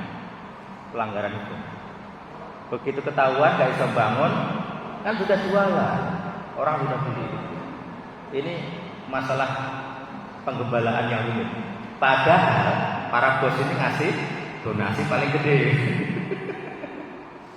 Bayangkan di gereja punya donatur paling besar, tapi dia pendosa. Gimana? Kalian mau tegur juga nanti kehilangan uang, nggak ditegur banyak dosa. Realita. Ada pertanyaan lagi? Monggo Pak, silakan Pak. Bisa maju ambil mic atau minta tolong ngasih mic-nya. Kita punya mau sampai jam berapa ya? Berapa pertanyaan lagi ya? Misalnya. Terima kasih. Nama saya Darko Salakaya Bismo. Saya mau bertanya tentang dosa penyembelihan. Iya. Tapi kalau seseorang yang buta akhirnya bisa, tapi murid-muridnya bertanya kepada Yesus, Guru, apakah ini dosa dari ayah atau ibu? Atau ini Memuliakan Tuhan. ya, apakah dosa nenek moyang itu ada atau tidak? Karena Yesus menjawab bahwa bukan karena bapaknya atau bukan karena Ibunya. ibunya. Tapi untuk kemuliaan Tuhan. Itu supaya kemudian sudah menyatakan sebagai Ya. orang baik. Jadi mohon penjelasan. Ya. Karena terbawa kan dosa Adam, dosa dari bapak kita Baik, ya bagus. Ini, saya suka pertanyaan kritis biar otak kita mikir. Ya, jadi itu peristiwanya ada orang buta terus disembuhkan lagi itu ditanya ini dosa apa? Karena pemahaman orang Yahudi pada satu semua penyakit sama dengan karena dosa. Kalau sekarang kan agak beda ya. Oh, gara-gara makan cabai pedas diare, nggak ada dosanya, nggak ada larangan, dilarang makan cabai, nggak ada ayatnya. Tapi kita bisa diare. Oh, orang disentri minum es, esnya nggak bersih dari air mentah lah, pas di jalan kena kotoran macam-macam. Nah, saya penjelasannya tentang ayat itu begini. Yang perlu diperhatikan, kalimatnya tidak membahas leluhur. Kalimatnya kan begini tadi, bukan dosa bapak, bukan dosa ibu kan? Kan tidak ada kakek, gitu? Nggak ada kakek. Bener, bukan dosa bapak, bukan dosa ibu. Nah, jangan-jangan dosa leluhur. Kan bapak ibu masih hidup. Leluhur itu pemahaman kita kan orang yang sudah meninggal. Kalau masih hidup kan nggak boleh kita sebut leluhur. Bapak kita masih hidup kita sebut leluhur kan nggak boleh. Itu pasti orang yang sudah meninggal lama. Kakek nenek, kakek dari kakek itu kan sudah jauh. Nah, itu baru leluhur. Nah, dalam kasus itu kenapa disebut memuliakan Tuhan? Satu, karena salah leluhur, karena nggak disebut kata kakek nenek di situ. Yang kedua, ada kuasa pengampunan dosa. Jadi orang itu begitu di hadapan Tuhan diampuni, dia bisa disembuhkan. Prinsip saya begitu. Jadi kalau secara medis tidak bisa, kan itu buta itu kan sampai sekarang dari kecil apalagi tidak ada medis yang bisa. Kalaupun operasi itu mahalnya luar biasa, misalnya pasang kornea, perbaikan saraf, kan macam-macam, ada yang rusak korneanya, ada yang sarafnya. Tapi kuasa itu nyata, bisa melihat. Jadi penciptaan baru. Jadi kuasa kesembuhan itu menciptakan organ baru. Kenapa? Kalau orang kena kanker stadium 4 sudah rusak tubuhnya. Jadi kalaupun kankernya dihilangkan, selnya sudah nyebar. Jadi kalau ini nggak ada perbaikan organ baru, pasti mati dalam sekian tahun. Bibitnya masih ada.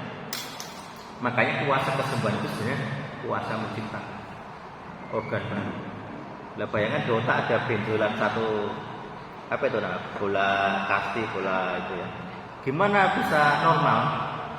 Sarafnya kan harus kembali. Ini begitu bolanya diambil kan kosong. Otaknya kan kosong. Ada rongga di otak. Ini kan ada cairan nanti. Kalau dibiarkan, cairannya kan jadi meningitis itu penyakit radang otak. Jadi kuasa itu harus ada. Nah, kenapa dia bisa buta? Berarti ada salah. Itu kan masalah. Masalahnya apa? Buta. Berarti kan ada salah. Salah siapa? Bukan bapak ibu. Gimana leluhur? Nggak dibahas. Kalau kita baca ayat harus jeli. Jadi nggak ada kata leluhur, nggak ada nenek moyang. Yang dibahas adalah bapak ibunya saja. Nah, saya nggak tahu kenapa nenek moyang nggak disebut. Saya nggak tahu. Tapi jelas nggak disebut di situ.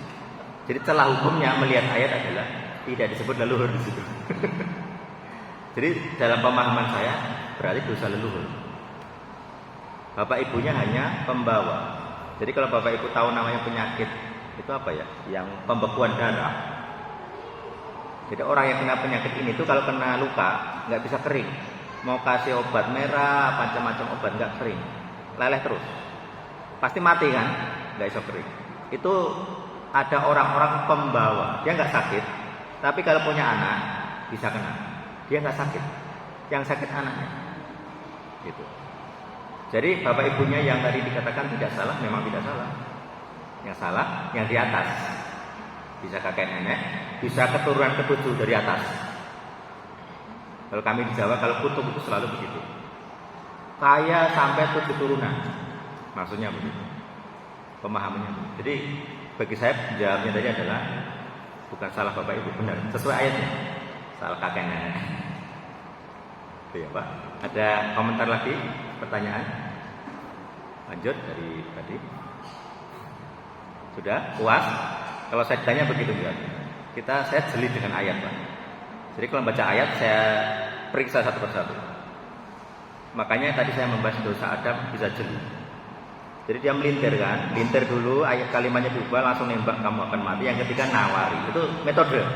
Jadi kalau Bapak Ibu nanti ditawari rujukan, perhatikan itu, diubah dikit kalimatnya, diganti 1-2 kata, terus dilawan, dipukul gitu kan. Yang bilang mati jadi nggak akan mati. Terus ditawari, sales dia, nawari. Nanti kalau beli ke saya, kamu dapat keuntungan ini, kan begitu Pak, sales. Sama. Jadi ilmu marketing itu ada namanya hipnosis. Hipnosis itu mengendalikan pemikiran. Iklan itu ada ilmunya. Kenapa dia munculkan 3 kali? Kenapa ada hitungan detik? Itu otak kita. Makanya orang-orang Islam di Jawa sana nyanyi Tuhan Yesus tidak berubah. Yang nyanyi di Jabar. Kenapa? Karena lagunya enak. Otaknya dipengaruhi. Padahal dia nggak beriman kan? Dia ngomong Tuhan Yesus kan dia ngomong Tuhan. Berarti kan dia murtad menyebut Yesus sebagai Tuhan. Mengerikan.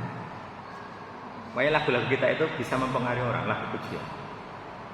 Saya pernah ada murtadin dari Islam ke Kristen gara-gara dengar radio. Dia nggak pernah ada orang ngomong penginjilan, saya pernah dengar dari radio. Bisa lagu, bisa radio, murni radio. Kenapa kamu jadi Kristen? Mas, saya sering dengarkan radio Kristen. Kata-kata itu berkuasa. Makanya kita ngusir setan juga katakan nggak perlu macam-macam, ngomong aja. Sudah puas Bapak? Itu. Mungkin kalau Bapak tanya orang lain jawabannya bisa beda, tapi kalau saya begitu. Saya cari ayatnya, celahnya di mana. Yang lain silakan, mumpung saya di sini masih ada kesempatan. Nanti kita mau biar tengah 1. 1-2 lagi lah. Silakan yang penasaran. Nanti kalau butuh kontak kami bisa saya kasih LCD-nya lah gak? Ini. Kalau mau nyatet nomor saya bisa atau Pak Yohan. Gimana nih? Ini nomor WA ya. Kalau mau kontak langsung tanya-tanya boleh. Kalau punya Facebook juga boleh cari nama saya. Konsar.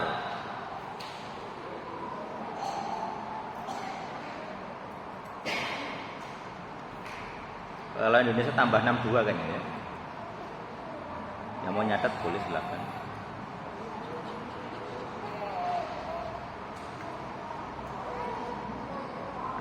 Ini khusus pelayanan, jadi semua pelayan saya lewat nomor ini.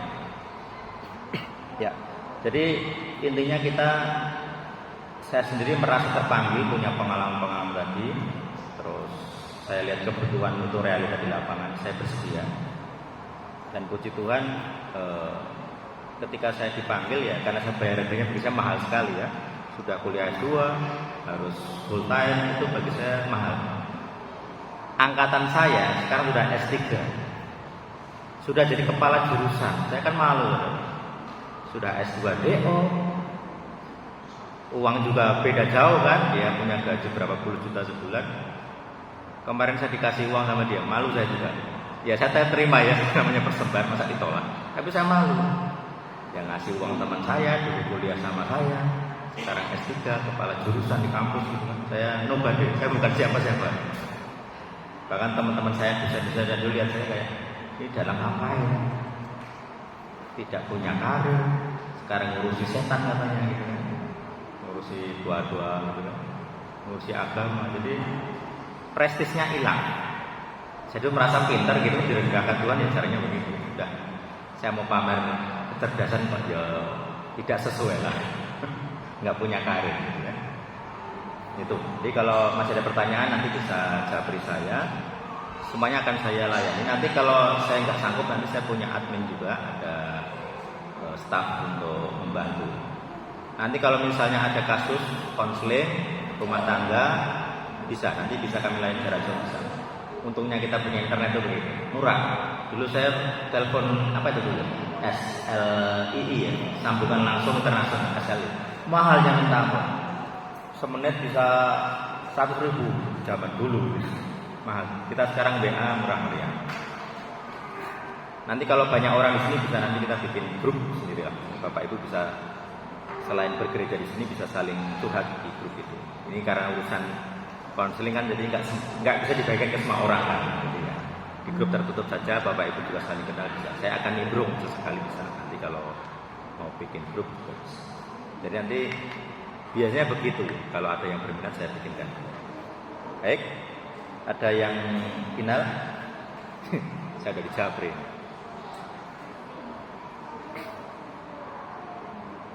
Nah. Oke.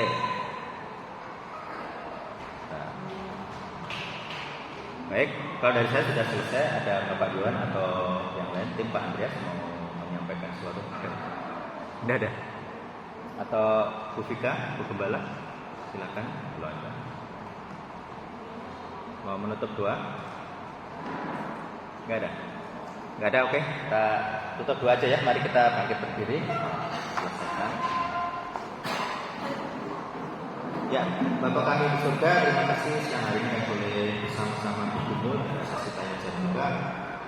Intinya kami bersedia untuk melayani Tuhan. Kami bersedia untuk membantu saudara-saudara kami yang berkebutuhan. Kami tahu kami bukan orang yang sempurna, kami punya masalah sendiri, tapi kami bersedia meluangkan waktu, meluangkan tenaga, bahkan meluangkan sebagian dari rezeki kami, uang kami, dolar kami untuk melayani sesama. Karena kamilah yang akan datang, tidak mungkin mereka akan datang kepada kami, tapi kamilah yang datang kepada mereka melayani pemberian mereka. Terima kasih. Dengan komitmen ini kiranya Tuhan memakai kami untuk membawa jiwa-jiwa bagi Tuhan, bagi gereja, dan inilah kehidupan. Terima kasih di dalam nama Tuhan Yesus Kristus mengatakan iya setiap hari. Amin. Terima kasih Bapak Ibu.